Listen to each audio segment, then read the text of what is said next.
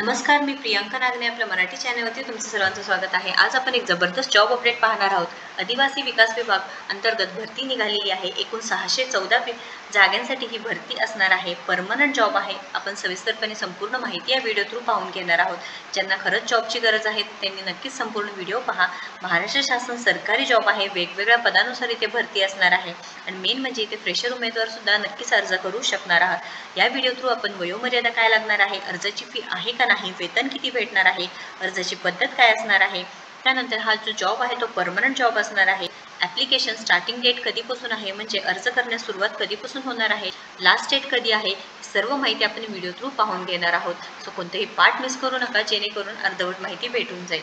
त्याआधी नवीन असाल किंवा पहिल्यांदाच आला असेल तर नक्कीच आपल्या चॅनलला सबस्क्राईब करा, कारण आपल्या चॅनलवरती दररोज वेगवेगळे जॉब अपडेट्स असतात, जसं की गव्हर्नमेंट रिलेटेड जॉब्स असू द्या, प्रायव्हेट जॉब्स असू द्या, वर्क फ्रॉम होम जॉब्स असू द्या किंवा पार्ट टाइम जॉब्स जे नवीन योजना आलेल्या असतात त्या संदर्भात सर्व माहिती असते। सो नक्कीच आपल्या चॅनलला सबस्क्राईब करा। चला तर आजची सविस्तर माहिती इथे पाहून घेऊया। इथे रिक्रुटमेंट सांगितलेलं आहे। Link for capturing the bank details for refund of fees तुम्ही इथे पाहू शकता। रजिस्ट्रेशन नंबर आहे, हे सर्व लिंक्स तुम्हाला मी डिस्क्रिप्शन बॉक्समध्ये देणार आहे। पण त्याआधी PDF एकदा चेक करून घ्या। इथे वेगवेगळे विभाग दिलेले आहेत। नाशिक विभाग आहे, ठाणे विभाग आहे, नागपूर विभाग आहे, अमरावती विभाग आहे, त्यानुसार इथे भरती निघालेली आहे। सिनियर ट्रायबल डेव्हलपमेंट इन्स्पेक्टरसाठी 7 जागा आहे। त्यानंतर रिसर्च असिस्टंट आहे, त्यानंतर जे डेप्युटी अकाउंट आहे, हेड क्लर्क आहे, ट्रायबल डेव्हलपमेंट इन्स्पेक्टर आहे, सिनियर क्लर्क, स्टॅटिस्टिकल असिस्टंट आहे, टायपिस्ट आहे, त्यानंतर वॉर्डन आहे। यामध्ये ही मेल आणि फिमेलसाठी असणार आहे। इथे पात्रता दिलेली आहे बघा, म्हणजे एलिजिबिलिटी क्रायटेरिया, उमेदवार हा भारतीय नागरिक व महाराष्ट्राचा रहिवासी असावा हे सांगितलेलं आहे। पहिली पात्रता। वयोमर्यादा इथे सांगितलेलं आहे। जाहिरातीत नमूद केलेल्या पदांसाठी अर्ज करणाऱ्या उमेदवारांचं वय दिनांक 1/11/2024 या तारखेस गणण्यात येईल, इथेपर्यंत मोजण्यात येईल सांगितलेलं आहे। किमान वय 18 वर्ष व कमाल वय 38 वर्ष असावे हे सांगितलेलं आहे। तुम्ही इथे पाहू शकता, किमान 18 वर्ष व जास्तीत जास्त 38 वर्ष असावे। उच्च वयोमर्यादा खालील बाबतीत म्हणजे रिलॅक्सेशन दिलेलं आहे, तुम्ही ते नक्कीच एकदा चेक करून घ्यायचं आहे। ज्यामध्ये सांगितलेलं आहे 18 पेक्षा कमी व 43 वर्षापेक्षा जास्त नसावे, जे मागासवर्गीय उमेदवारांच्या बाबतीत दिलेलं आहे, तुम्ही ते चेक करू शकता। त्यानंतर शैक्षणिक अर्हता व अनुभव दिलेला आहे बघा।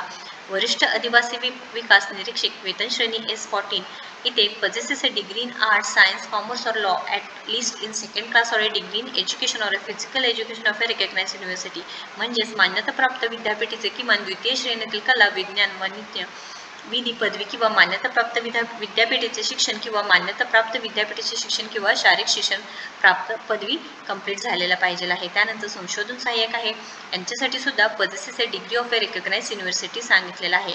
इथे उपलेखपाल मुख्य लिपिक यांच्यासाठी possesses a degree of recognized university provided that preference may be given to those candidates who possesses postgraduate degree or degree in education। तुम्ही इथे नक्कीच चेक करू शकता। वेगवेगळ्या पदानुसार इथे वेगवेगळे इथे डिग्री किंवा एज्युकेशन क्रायटेरिया सांगितलेला आहे, त्यानुसार तुम्ही नक्कीच इथे ॲप्लिकेशन करू शकणार आहात सांगितलेलं आहे।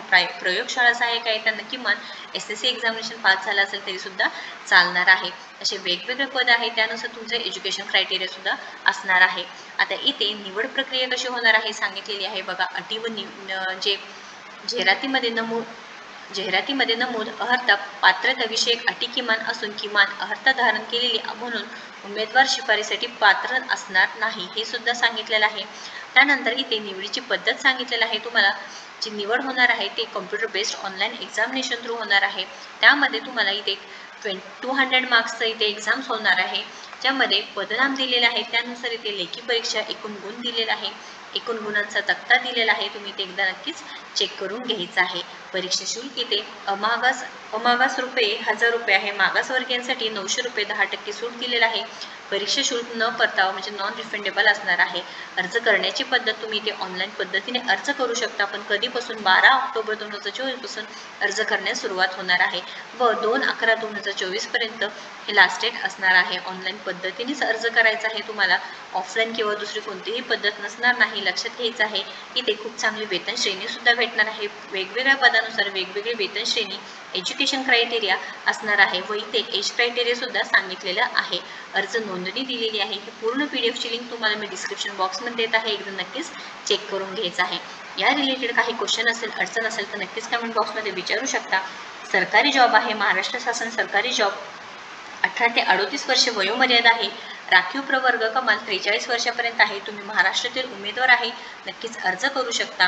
अर्जाची फी 1000 रुपये आहे. जनरल OBC EWSला आणि जे SC ST PWD त्यांना 900 रुपये आहे. 10% सूट आहे. वेतन कमीत कमी 19,900 ते 1 लाखपर्यंत तुम्हाला वेतन भेटू शकतं. त्यानंतर इथे तुम्ही मेल असू द्या फिमेल असू द्या नक्कीच अर्ज करू शकणार आहात. पण इथे अर्ज करण्याचं जे डेट आहे सुरुवातीची 12 ऑक्टोबर 2024 असणार आहे. एकूण 614 जागांसाठी ही भरती निघालेली आहे. या रिलेटेड काही क्वेश्चन असेल, अडचण असेल तर नक्कीच कमेंट बॉक्समध्ये विचारा. व्हिडिओ जर आवडला असेल तर नक्कीच लाईक करा, शेअर करा, आपल्या चॅनलला सबस्क्राईब करा. तुम्ही आपल्या टेलिग्राम चॅनलला सुद्धा नक्कीच कनेक्ट होऊ शकता. थँक्यू.